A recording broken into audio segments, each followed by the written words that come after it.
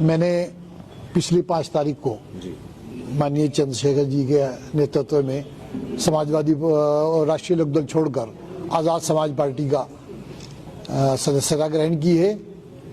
मैं आपको बता दूं कि मैं पिछले 1 साल से, जब से जनता के मुद्दे गौण संसद में हो गए थे, हमें लगता था कि जब हम सत्ता में, जब मैं राष्ट्रीय लोकदल में था, हमें लगता था कि जब हम सत्ता में आए हैं तो संसद के अंदर और विधानसभा के अंदर आम आदमी की, दलित की, शोषित की, अल्पसंख्यक की आवाज बनकर हम उभरेंगे। लेकिन जब 1.5 साल तक कुछ नहीं हुआ, 2 साल तक, और मुझे लगा कि एक आदमी ऐसे हैं जो सर्व समाज की आवाज उठा रहे हैं, आदरणीय मेरे नेता चंद्रशेखर आजाद साहब, तो मैंने उनमें आस्था रखते हुए पार्टी ज्वाइन की। इससे थोड़ा सा आपको मैं 2 महीने पीछे ले जाना चाहूँगा। 5 अक्टूबर को मैंने, आप सब साथी वहाँ थे भी, 5 अक्टूबर को मैंने सरसावा में एक अपने समर्थकों के एक सभा आयोजित की थी, जिसमें उन्होंने मुझे पगड़ी पहनाकर ये अधिकार दिया था कि ये सफ़ेद पगड़ी हम आपको पहना रहे हैं, इसमें रंग भरना आपकी जिम्मेदारी है। जो आप रंग भरेंगे, जो सर्व समाज के लिए आप बेहतर समझें, वो आप पार्टी ज्वाइन करें, हम आपके साथ हैं। मैं उनका आभारी हूँ बहुत बहुत, जिन्होंने मुझे अधिकार दिया था। हज़ारों की संख्या में वहाँ विस्टारा बैंकेट हॉल है, बिल्कुल हाईवे पे, आपके टोल प्लाजा के बिल्कुल पास में, हज़ारों की संख्या में इकट्ठे होकर लोगों ने वहाँ मुझे ये अधिकार दिया था। और आपको ये बड़ा हर्ष होगा कि वहाँ सर्व समाज के लोग वहाँ मौजूद थे। उन्होंने मुझे ये अधिकार दिया था, आपके समाचार पत्रों में भी वो चीज़ छपी थी।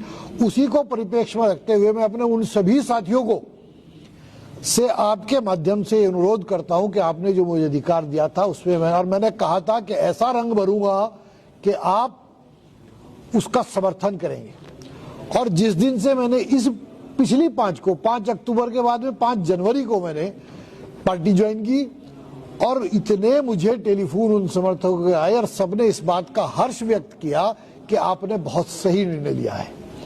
मैं उन अपने सभी साथियों का हृदय से आभार व्यक्त करता हूं और उनसे ये अनुरोध करता हूं कि जिस तरह राष्ट्रीय लोकदल में रहते उन्होंने मेरे हाथ को मजबूत किया है, इसी तरह आज़ाद समाज पार्टी के हाथ को मजबूत करें, हमारे नेता चंद्रशेखर जी के हाथों को मजबूत करें, और इस कारवां में जुड़कर मेरा भी हौसला बढ़ाएं, मेरे भी हाथों को मजबूत करें। राष्ट्रीय लोकदल आप छोड़कर आए हैं, जबकि वो सत्ता में हैं, उनके एक मंत्री उत्तर प्रदेश सरकार में हैं, तो ऐसा क्या आपको लगा कि उसको छोड़ना है और यहाँ आना है?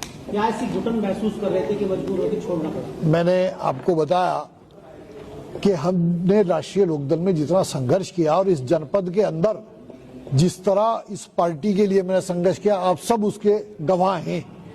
और एक अरसा पूरी जवानी इसमें खपाई, और इस उम्मीद पर कि जब हम सत्ता में आएंगे तो इन जो हमारी मूलभूत समस्याएं हैं, अल्पसंख्यक की है, हमारे पिछड़े समाज की है, हमारे दलित समाज की है, सब समाज की अनेकों संख्या है, उनकी आवाज बुलंद करेंगे सदन में बैठकर। लेकिन पिछले 2 साल से किसान की, गरीब की, अल्पसंख्यक की, दलित की कोई आवाज न सदन में उठी, न पार्लियामेंट में उठी, और ना ही हमारी असेंबली में उठी, उत्तर प्रदेश की विधानसभा में।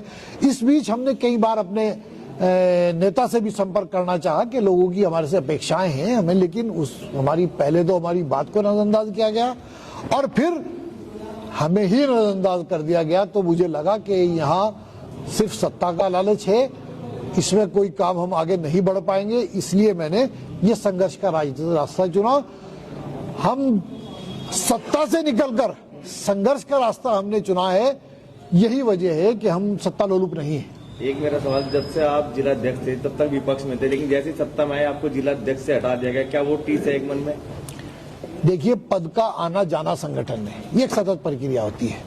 अगर मुझे वो टीस होती तो 17 सितंबर 2024 में मुझे हटा गया था। 1.5 साल होने को आए उस बात को। उस बीच मुझे बहुत कुछ ऑफर्स भी मिले, संगठन में भी ऊपर बढ़ाने के बहुत ऑफर मिले, राष्ट्रीय लोकदल से भी ऑफर मिले, लेकिन हमने कभी भी पद को महत्व नहीं दिया। मैंने संघर्ष का रास्ता चुना है। जिला अध्यक्ष का अगर होता तो अब से 1.5 साल पहले होता। एक बात और आपको स्पष्ट कर दूं तमाम पत्रकार बंधुओं को, जिस दिन से राष्ट्रीय लोकदल सत्ता में आई है, एक सवाल है मेरा, एक आपके माध्यम से मैं सवाल करना चाहता हूं राष्ट्रीय लोकदल के तमाम नेताओं से। आपने एमएलसी बनाया, आपको सत्ता में भागीदारी मिली तो आपको एक एमएलसी मिला, वरना 8 एमएलए पे एमएलसी नहीं बनता, 33 विधायकों पे जाकर एमएलसी बनता है। आपको एमएलसी मिला, आपको लोकसभा का टिकट मिले दो, आपको उपचुनाव के लिए टिकट मिला सत्ता से, आपको पिछड़ा आयोग में भागीदारी मिली, आपको SC/ST आयोग में भागीदारी मिली, आपने तमाम वर्ग के लोगों को उसमें एडजस्ट किया। क्या कारण है कि अल्पसंख्यक आपके साथ नहीं रहा? भारतीय जनता पार्टी जैसे सांप्रदायिक ताकतों से हाथ मिलाने के बाद किसी भी मुस्लिम नेता ने राष्ट्रीय लोकदल का दामन नहीं छोड़ा था, सिर्फ इसलिए कि कहीं ना कहीं उन्हें उनका हिस्सेदारी उनको माननीय जयंत चौधरी जी जरूर दिलाएंगे। लेकिन मेरा ये सवाल है कि 1.5 साल के अंदर हम कहां खड़े हैं, और नहीं कोई बात नजर आती मुझे कि आने वाले विधानसभा में भी एक बिरादरी किसी एक मजहब से नहीं। हमारे चंद्रशेखर समाज के नेता हैं, और जहां तक दलित समुदाय की बात है, दलित समुदाय हो या अल्पसंख्यक समुदाय हो, निस्संदेह वो उत्पीड़न का शिकार हुआ है। रोज उत्पीड़न का शिकार हो रहा है, कहीं ना कहीं तलवारें बांटी जा रही है, ये खुला नंगा नाच हो रहा है, सदन मौन है। हमारे जितने भी राष्ट्रीय पदाधिकारी हैं, सिवाय छोड़कर एक चंद्रशेखर जी को, जितने राष्ट्रीय राजनीति में करते हैं, कोई लफ्ज नहीं बोलता, प्रेस कॉन्फ्रेंस करके इतिश्री कर देते हैं, कहीं जाने की हिम्मत नहीं जुटा पाते। इन सब कारणों में लेकर 27 में आजाद समाज पार्टी की सत्ता बनाने में, अपनी एक सत्ता हासिल करने में अपनी भूमिका होगी। इस बात को आप आज की तारीख नोट करके लिख लीजिए। सर्व समाज, विशेषकर अल्पसंख्यक और दलित समाज हमारा, पिछड़ा समाज हमारा, वंचित शोषित समाज हमारा आज चंद्रशेखर की ओर देख रहा है, और ये 2027 में वोट में तब्दील होने में इसका कोई